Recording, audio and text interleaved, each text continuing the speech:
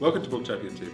I'm John Purcell and I'm here with Blanche to talk about her new book, The Lion Rampant, which follows on from The Young Lion. Welcome, Blanche. Thanks, John. Obvious question. I mean, to me, this period is extraordinarily interesting. There's a lot going on. Why Henry II? Why not Henry III? Why not Henry III? Why not Henry I? Why not Henry V? What is so intoxicating about Henry II? Well, the period, as you first mentioned, is intoxicating. The 12th century, it was a Renaissance. We all think of the Renaissance as the 16th century Italian Renaissance, but actually there was a 12th century Renaissance, and in that period there were some mighty towering characters, and Henry II was one of them. Eleanor of Aquitaine was another, she's his wife, and Thomas Becket was a third. So, Eleanor, we hear about her all the time. What was so special about her? She was the richest woman in the world. Pretty good. She was extraordinarily beautiful. Tick. And she was very politically cunning. So if you think of a combination of Sophia Loren's looks, Gina Rinehart's money, and Maggie Thatcher's political acumen, you've kind of got Eleanor. That's someone worth writing a book about, my goodness. Yeah.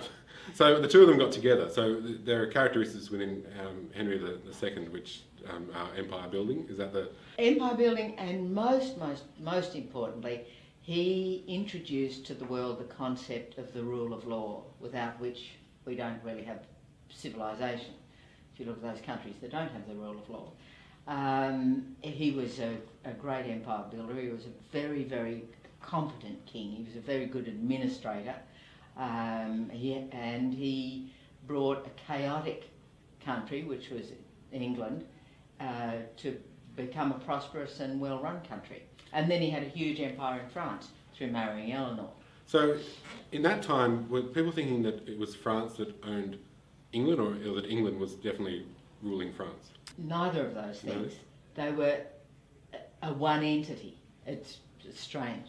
So they didn't really, the idea of those two countries didn't really exist yet? That's right. It took a long while for France and England to break apart, and for England to become England and France to become France. You mentioned Thomas Becket earlier. Now, Thomas features more in book 2 than in book 1, is that right?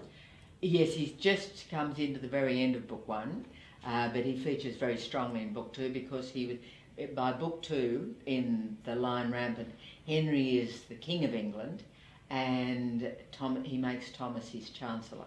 Thomas, this is the relationship, this is the concentrating on their friendship and the solidification of his rule? Yes, and the homoerotic relationship between. Oh. You're right. Oh, I've shocked you. You've shocked me. I'm so sorry, John. I wasn't ready. And is that because we're dealing with history, and you've been a biographer, you're in love with history. As a writer of fiction, how close to history do you have to keep, and how much license do you have in writing an historical novel? I keep very, very close to history for all the really important things, the wars, the marriages, the dates, etc., etc. And as to Becket's sexuality, I think I'm on very strong ground there.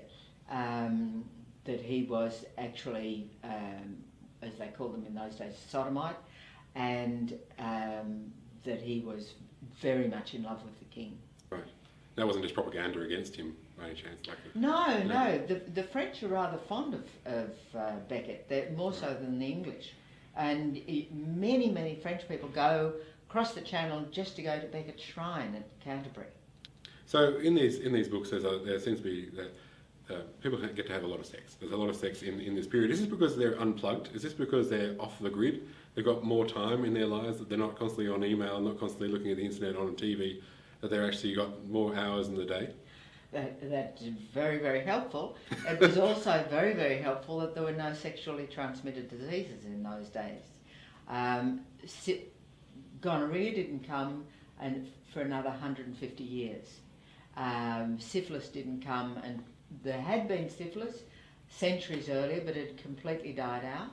and then it, of course, didn't come back into Europe until after Columbus. So this was a period of no STDs, which was nice, and a very wide acceptance of illegitimacy because it was so common. Yeah, and you read, when you're reading these histories, these kings were having lots and lots of children outside of marriage. Oh yes, yes. Yeah. So if the king's doing it, why not me? You know, going down the line. Yes, yes.